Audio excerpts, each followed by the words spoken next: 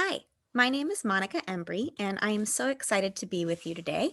Uh, I am a National Associate Director with the Sierra Club based in Los Angeles. And a little bit about myself before I jump into my presentation about oil and gas wells in California, and especially here in LA, is that I have been working on environmental justice issues for over the past 15 years. I got my degree studying environmental justice studies, which is a specific focus on the intersection between environmental advocacy and policy and racial, social, and economic justice. And when I think about doing this work, it's really important that we really draw the connections between the ways that our policies that impact our environment also, of course, impact our people, and that we were fighting together to improve the lives and quality of life of people and all living beings on our planet. So thanks again for letting me share with you today. Quickly, I would like to talk about the organization I work for, which is called the Sierra Club. The Sierra Club is the country's largest and oldest grassroots environmental organization. We have tons of members and supporters all across the country in communities in all 50 states and in Puerto Rico. And we work to really protect our local environment and our global climate so that it can thrive and that all of us can really enjoy nature outside and healthy lives. Sierra Club has recently done a lot of work to recognize the importance of environmental justice as one of the key values we hold as an organization. We want to make sure that the way that we're doing our work matters in terms of protecting and aligning with communities of color, low-income communities, and those who are on the front line of the worst impacts of environmental pollution. We understand that the values of justice and equity and inclusion must be at the center of our work. And we also recognize that's not always been Sierra Club's history. In fact, we did quite a bit of work last year to expose how one of the founders of Sierra Club, John Muir, associated with many known racists and white supremacists during his day. And it is important for us to reckon and recognize this history, in part so that we're able to continue to grow and develop as an organization and live the values that we all aspire to have. And part of what that looks like in practice is our commitment to the Jemez principles. These were principles that were developed by environmental justice community advocates in Jemez, New Mexico, and we are really committed to living them in our work. And those 6 principles are to be inclusive, to emphasize bottom-up organizing, to let people speak for themselves, to work together in solidarity and mutuality, to build just relationships among ourselves, and a deep commitment to self-transformation. So now I'm going to shift and talk a little bit about oil and gas drilling in California and here in Los Angeles. So this site might be familiar to some of you. This is an oil well, and we have them all around LA and actually all around California. You can see just how close they are to our homes and where we live, work, play, and pray. What you might not realize is that California, despite our environmental reputation, is actually number 7 in the country for oil production. In 2019, we produced over 161 million barrels of oil from our 105,000 oil and gas wells that are spread all across the state. Most of these wells are in Kern County, but a significant portion are also here in LA and across the coast, Central Coast, and across Southern California.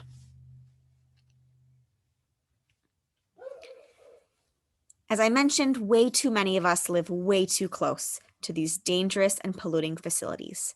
As of research from December 2020, over 2 million people in California live within 2,500 feet of an operational oil and gas well. And over 7 million Californians, that's almost 1 in 5 of us, live within a mile.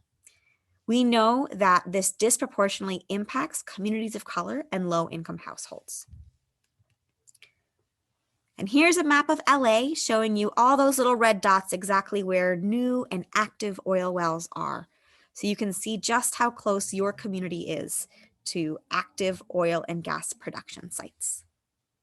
We have oil drilling from West LA, South LA, East LA, all across our community. We see active oil and gas wells. And specifically looking at the numbers, there are 5,194 active and idle oil wells that are helping produce petroleum and produce oil and gas. And about 500,000 people live within that half a mile of an active producing well. Part of why we care about the distance is because of the really serious health and environmental impacts of oil drilling. Numerous studies show the closer you live to toxic infrastructure, like oil and gas wells, the more hazard it is for our health. Our neighborhoods should not be killing us. The zip codes that we happen to be born in or live in should not determine our life expectancy. This is at the heart of environmental justice. So how do oil and gas cause such significant environmental and health problems? Well, it's helpful to understand a little bit about how oil production works. The basic process is that trucks carry in toxic chemicals and strong acids driving in the streets through our communities to first get to the oil production site. Then those chemicals are pumped underground and used to force the oil back up through the oil derrick or oil well. It's not just oil that comes up. That acid, chemicals, and polluted water, called produced water, also comes up and has to be stored, often on site in massive storage tanks. And every single step in the oil production process, from the trucks driving in chemicals, to the pumping of those underground, to the drilling and actual extraction, and the storage on site, those toxic chemicals have a chance to be released into our environment, in our air, our water, and our soil. The impacts of those toxic chemicals are felt in local communities, especially in our vulnerable places, our homes, schools, parks, faith institutions, and healthcare facilities. And the health impacts range from runny noses and nosebleeds, chronic headaches and dizziness, to more adverse health impacts like birth outcomes of preterm births and low birth weight in babies, respiratory ailments like asthma and COPD, endocrine disorders, and even several types of cancer. All of these, of course, can also contribute to premature death. We are losing our communities at the expense of the oil and gas industry, and that is not acceptable. Here you can see photos of oil and gas wells across LA County. You can see just how close they are to our homes, our daycares and schools, parks and playgrounds, and even farmland and aquifers. These oil and gas wells need to be placed much further away from our communities in order to protect the health and safety of nearby residents. And Harvard research has even showed the link between air pollution and higher rates of death from COVID-19. So we know that in a deadly pandemic, living near polluting facilities like oil and gas wells actually have tripling adverse health impacts, linking all of these different problems together. So it's not just all doom and gloom. We have some solutions that we are advocating for and would love for you to help join us in this fight. So the main thing we're calling for is what we call a just transition.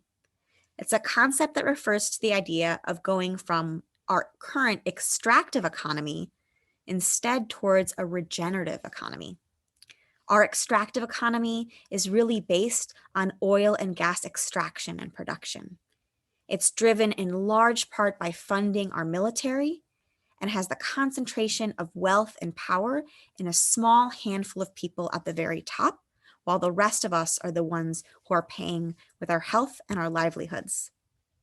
Instead, we want to divest from the extractive economy and invest in the regenerative economy.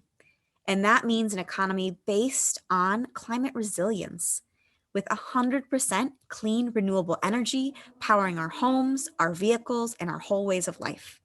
And we know that needs to include safe, stable, and affordable housing and opportunities for all to be able to live healthy, lives and sustain their families financially and in every other way. That's not just pie in the sky thinking. That's possible with really clear policy solutions. So one of the clear steps we know on how to get there is what we call stop, drop, and roll.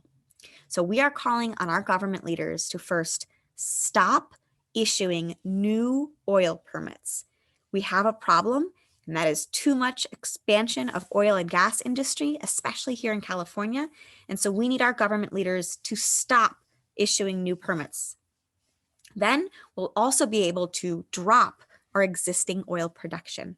Countries like Denmark have made commitments to end all oil and gas drilling. We need the US, California, and Los Angeles to do the same.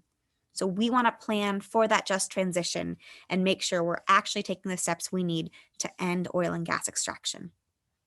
And finally, the first step we should take to doing this is to roll out safe limits so that oil and gas drilling does not happen so close to our homes, schools, parks, and playgrounds. And that's why we're calling for 2,500-foot human health and safety buffer.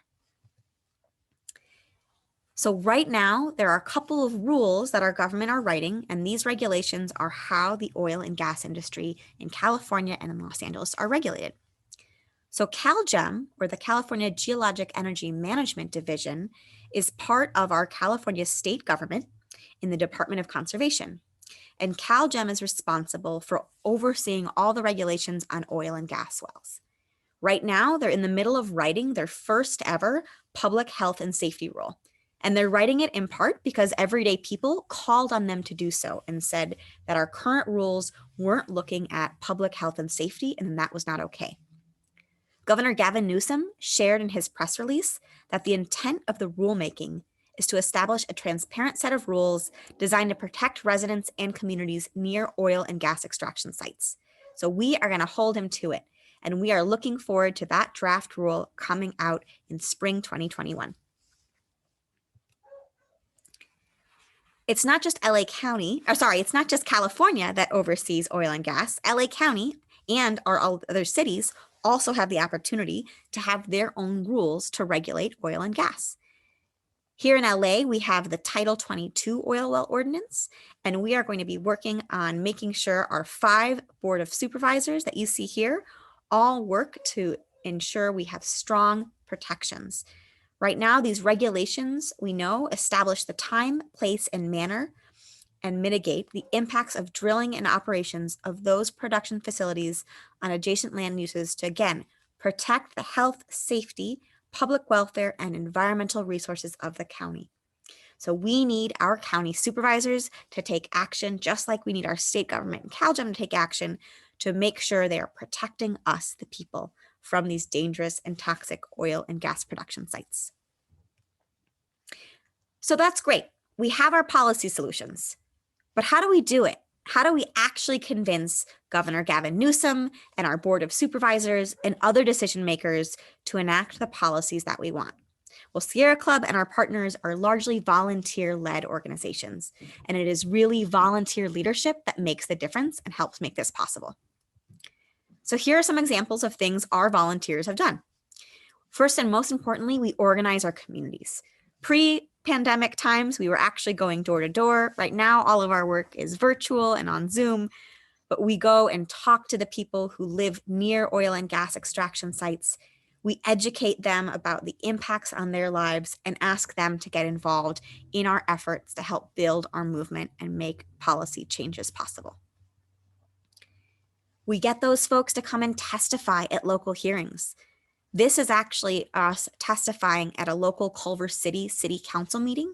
And you see all those folks holding signs are our volunteers and members and supporters and allies taking action to call on the Culver City government to change their plans. And instead of doubling the number of oil wells, this and other efforts, we were able to convince Culver City to actually vote to phase out and end all of their oil wells. So we know it's possible to hold our government officials accountable. We have won already in Culver City, and we're excited about winning next at LA City and LA County and also at the state. We also meet with and lobby our elected officials. Here you can see our volunteers meeting with now current supervisor, Holly Mitchell. At the time, she was a state senator. And we make sure that they know about our positions and why we're so passionate about what we care about. We have people tell their stories about.